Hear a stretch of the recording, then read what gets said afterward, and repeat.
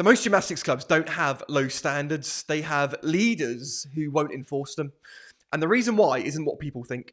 Because if you ask most club owners or leaders, they'll tell you that they've got high standards. Like they're written down in the staff handbooks and the member handbooks. They're discussed quite regularly. They're probably visible somewhere on the walls. But those standards only matter if something happens when they're not met. Otherwise, those standards are actually a suggestion. And I'm sure every club has got these moments. So, coaches turning up late, parents crossing boundaries, staff underperforming or sitting down whilst they're delivering their sessions.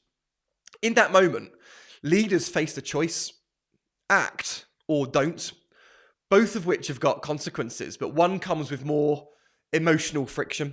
So unless there's a serious amount of work has gone into the culture, most leaders just avoid it.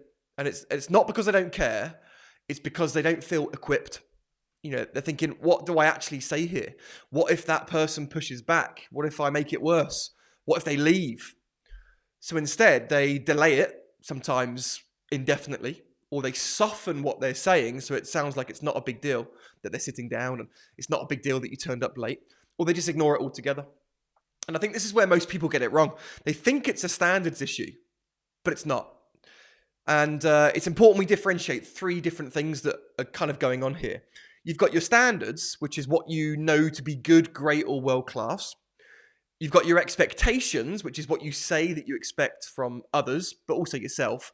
And then you've got your tolerance, which is what you actually allow. And most leaders think the problem is their standards and expectations, but it's not, it's their tolerance. And you've probably heard the phrase, the standards you set are the standards you get. I don't believe for that to be true. It's the standards you enforce that matter.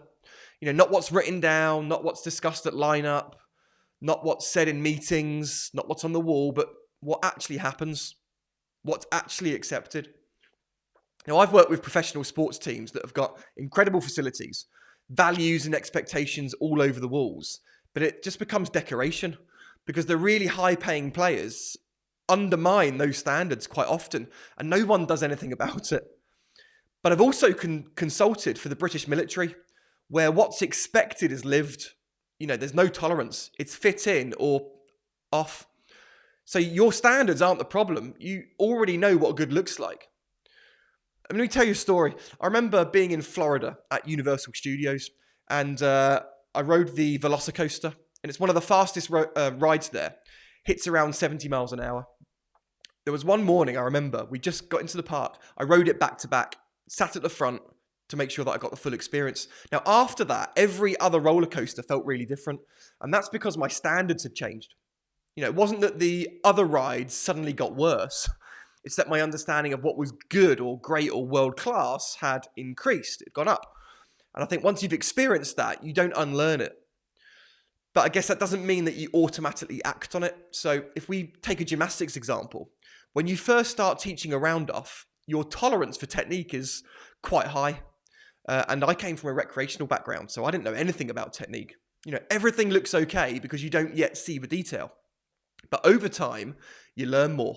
You do courses, you watch others, your eye improves, and your standard goes up. But I remember then going to national team camps or traveling internationally, and then you see a whole different level again, and you realize that there's more to this round-off. So when you go back to your gym, you start seeing things that you didn't see before. Now, that doesn't automatically mean that you enforce these new standards. Just because you know better doesn't mean that you're changing anything or you're actually acting on it. And this is exactly what happens in leadership. You don't suddenly believe that poor behavior is high standard. Of course it's not. You just start tolerating it. And over time, what you tolerate becomes what people think is acceptable. And, that's when you start to form a comfort culture where people push boundaries, and the people that do care, the high performers, start to get really frustrated. Now, I think it's important to clarify here that having a higher standard or enforcing your expectations and standards isn't about being tougher or being a bully. It's just about being better equipped. This isn't even a courage issue. It's a competence and a confidence issue. Because if you don't know how to handle those moments, you'll just keep avoiding them. So if you want higher standards in your club, you have to raise your ability to reinforce them, or to enforce them in the first place, sorry. So if you want help with that, check out the Gymnastics Leaders Program. There's a link in the description. And if you found this useful, I share more of this content in my weekly newsletter. There's a link in the description to that too. All right, see you next time.